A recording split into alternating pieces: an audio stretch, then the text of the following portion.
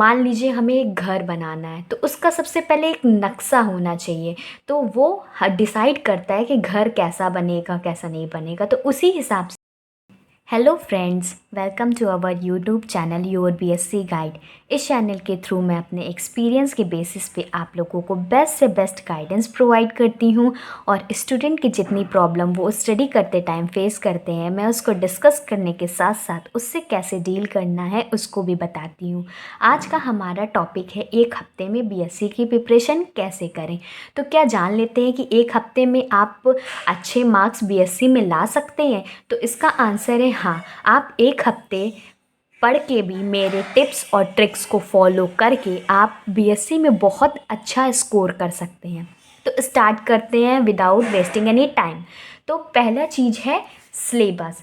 सबसे पहले हमें सिलेबस पता होना चाहिए। सिलेबस पता होना बहुत इम्पॉर्टेंट है, क्योंकि अगर हमें मान लीजिए हमें एक घर बनाना है, तो उसका सबसे पहले एक नक्शा होना चाहिए।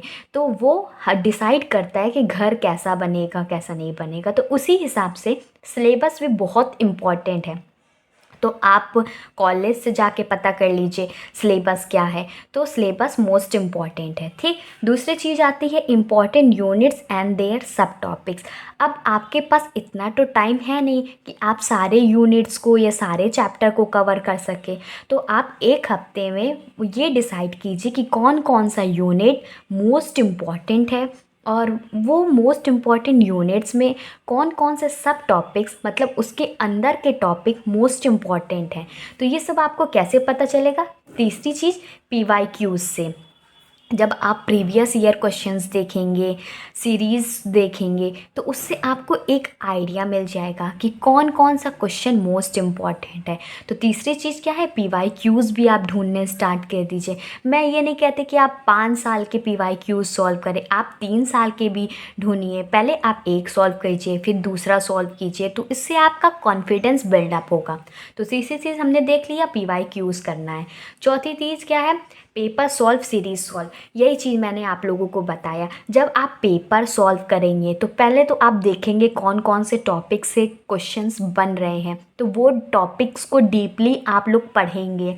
जब आप सीरीज़ भी आ गई है मार्केट में, तो आप चाहे उसे भी परचेज़ कर सकते हैं, उसमें भी काफ़ी इंपॉर्टेंट क्वेश्चंस हैं। तो आपके पास टाइम भी कम है, तो आप पेपर सॉल्व कीजिए, सीरीज़ सॉल्व कीजिए, क्योंकि आपके पास पूरा चैप्टर पढ़ने के लिए इतना तो टाइम नहीं है, और बीएससी के चैप्टर्स भी काफ़ी लेंदी होते हैं। ठीक, पांचवी चीज़ है, आपको पता होना चाहिए कि एग्ज़ाम में कॉपी को कैसे रिप्रेजेंट करना है, कैसे लिखना है। अगर आपने इस वीडियो को नहीं देखा है, मेरी ये वीडियो बनाई थी मैंने कि एग्ज़ाम में कॉपी कैसे लिखे। अगर आपने इस वीडियो को नहीं देखा है तो आप मेरे चैनल पे जाइए, प्लेलिस्ट भी बनी हुई है एग्ज़ाम टिप्स एंड ट्रिक्स की।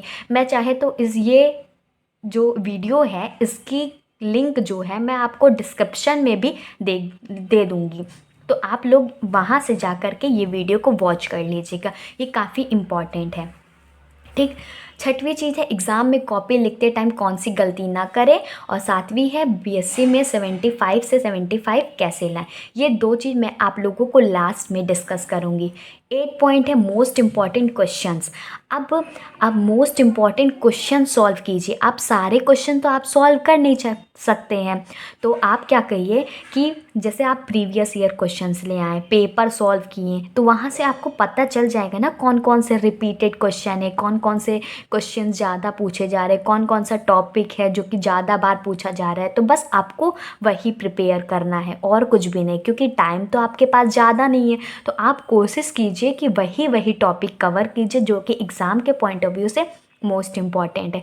मैं आप लोगों को मैथ्स के, केमिस्ट्री के मोस्ट इम्पॉर्टेंट क्वेश्चन प्रोवाइड कर रही हूँ। अगर आप नहीं देखे हैं तो चैनल पे जाइए, प्लेलिस्ट भी बनी हुई है। आप चाहे तो एक एक वीडियो को डिटेल में भी देख सकते हैं, या चाहे तो मोस्ट इम्पॉर्टेंट क्वेश्चन की वो वीडियो देख सकते हैं। तो इससे आपको क्वेश्चंस मिल जाएंगे, उसके आंसर्स भी आप ढूंढ लीजिएगा। मैं बाकी तो प्रोवाइड नहीं कर पाऊँगी पूरा, लेकिन मैंने कुछ कुछ जो कि बहुत इम्पॉर्टेंट थे उसके आंसर्स मैंने प्रोवाइड किए हुए हैं, तो आप जाकर वहाँ से देख सकते हैं। ठीक, नेक्स्ट चीज़ है hand written notes. For last minute revision. सबसे इम्पॉर्टेंट चीज़ है ये कि अगर आपके पास हैंड रिटन नोट्स है तो वो बहुत ही ज़्यादा यूज़फुल है। अगर आपने नोट्स नहीं बनाए हैं, ठीक है, कोई बात नहीं, मैंने केमिस्ट्री के नोट्स प्रोवाइड किए हुए हैं। और भी अगर आपके कोई फ्रेंड हैं उन्होंने नोट्स बनाई हुई हैं तो आप उनसे नोट्स ले लीजिए, कॉपी कर लीजिए, प्रिंट आउट कर लीजिए, क्योंकि लिखने का टाइम तो है नहीं, तो आप प्रिंट आउट कर लीजिए, उसको एक दो बार पढ़िए। तो इससे आपको एक आइडिया मिलेगा कि उस चैप्टर में है क्या। हैंड रिटन नोट्स होना बहुत इंपॉर्टेंट है। आपने बनाए हैं तो ठीक है, नहीं बनाए हैं तो आप किसी फ्रेंड से कॉपी भी कर सकते हैं या प्रिंट आउट भी कर सकते हैं।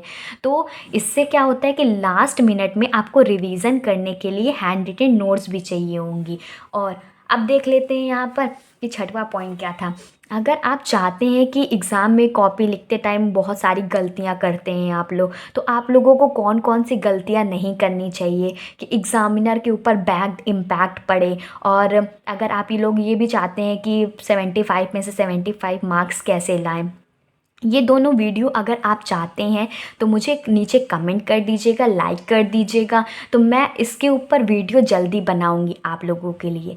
नए हैं तो चैनल को सब्सक्राइब कर लीजिए, वीडियो को लाइक कर लीजिए और नोटिफिकेशन बेल को ऑन कर लीजिए ताकि मेरी हर वीडियो की नोटिफिकेशन आपको मिल पाए।